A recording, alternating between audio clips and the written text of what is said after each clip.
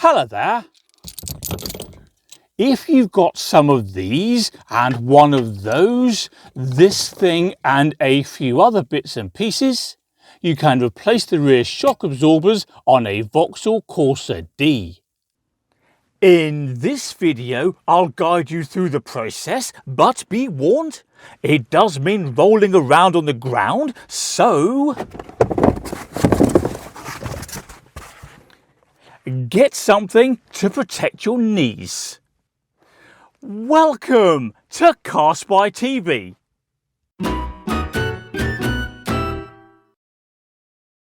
Okay, for this demonstration we're working on the right side of the car and we've already jacked it up, supported it on an axle stand and removed the wheel.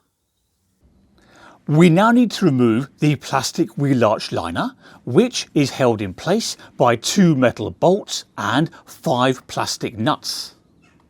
The 2 metal bolts are easy to find. There's one there and there's another one here. And to remove them, we need a T20 Torx bit. The 5 plastic nuts are also easily accessible. There's 2 there. There's 2 more here, and there's one all the way down there on his own who hasn't got any mates. Poor little fella. Anyway, to undo those nuts, we need a 10mm socket.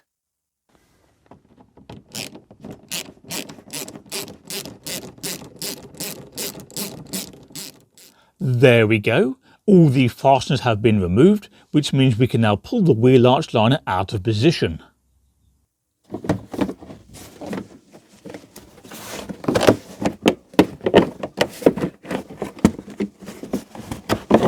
Come on now. That's being stubborn, but nonetheless, we shall persist and win in the end. We now need to remove the bolt at the bottom of the shock absorber, which is that thing there. Here's a close-up.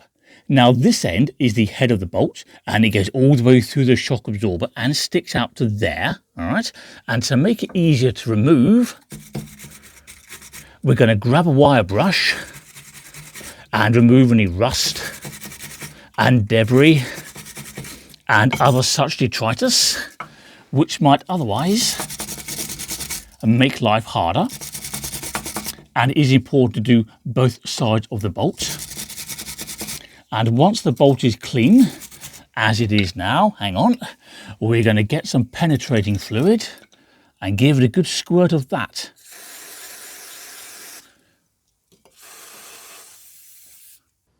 Now, there are lots of types of penetrating fluid available. We're using GT85 today, but whichever one you prefer, it's best to use lots of it and to give it plenty of time to work. So, while we wait for the penetrating fluid to do its thing, we need to find the right type of socket to undo that bolt. Specifically, we need an E18. That's the one that looks like a flower at the end. Can you see that? Now, don't be tempted to connect that socket to a short ratchet like this because you won't have enough leverage to undo the bolt because it's going to be tight. Far better to get yourself a long ratchet like this or indeed a long breaker bar. And once again, we are on the floor crawling around under an old car, which is every bit as comfortable as it sounds. Anyway, let's get that bolt out. And hopefully it's going to come out easily. Come on. Yes, it's moving. So it was well worth using the penetrating fluid and the wire brush. Yes, The bolt is now out, which means we can simply grab the bottom of the shock absorber there and pull it out of place. If yours is stuck, just give it a few taps with a hammer. We now need to remove two bolts at the top of the shock absorber, which are there.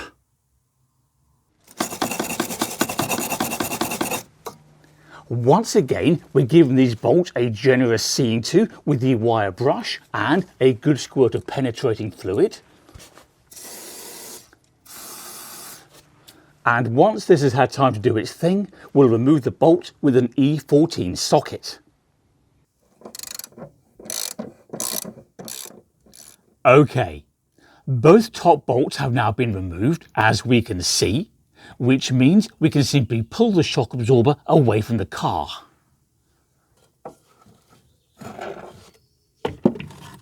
Trying not to break the camera in the process. There we go. Next, recognise that your new shock absorber may not come with the dust cover, the bump stop or the top mounting plate, so decide whether to buy those separately or transfer the old ones. If you want to transfer the old ones, you need to first undo a nut down there.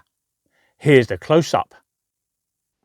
Now, removing that bolt can be a bit tricky. There are various ways to go about it, and it's easier with some tools than others. So let's have a look at one of the methods as soon as I can find my short ratchet. Found it. For this example, we have a deep socket, a 16mm. So let's pop that on the nut like so and start turning the ratchet. Now it feels like the nut's undoing, but it's not. All we're doing is spinning this silver shaft. Have a look. Now you may not notice that because if we have a look down there, the bottom of the shock absorber isn't spinning. I'll show you. See that? It's just this middle bit here.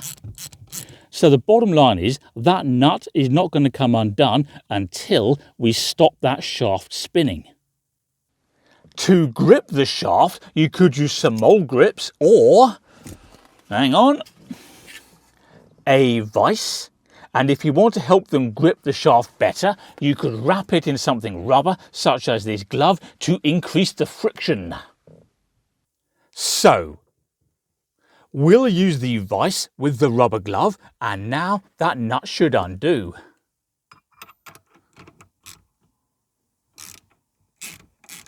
Which it is. There we go. And now we can remove the mounting plate, the bump stop, which is falling apart, and the dust cover. Happy days.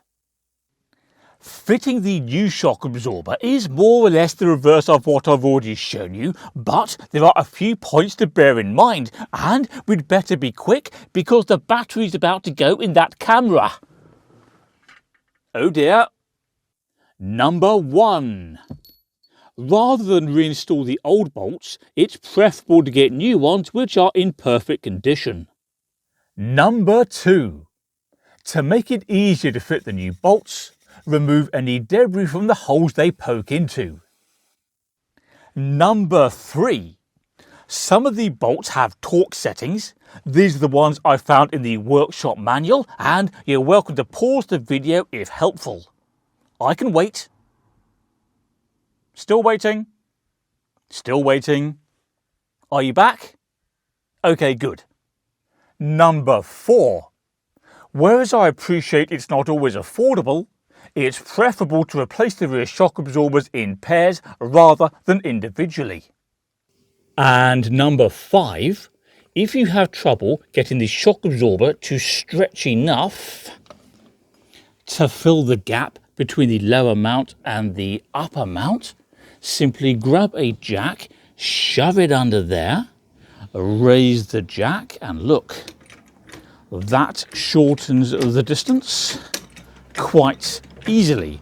Just bear in mind that now that spring is under tension. That's it, but before the battery goes flat in my camera, don't forget to subscribe to CarSpyTV. That makes it easier to find my other content. Can you also please do me a favour and click like on this video? But most importantly, if you do nothing else, remember...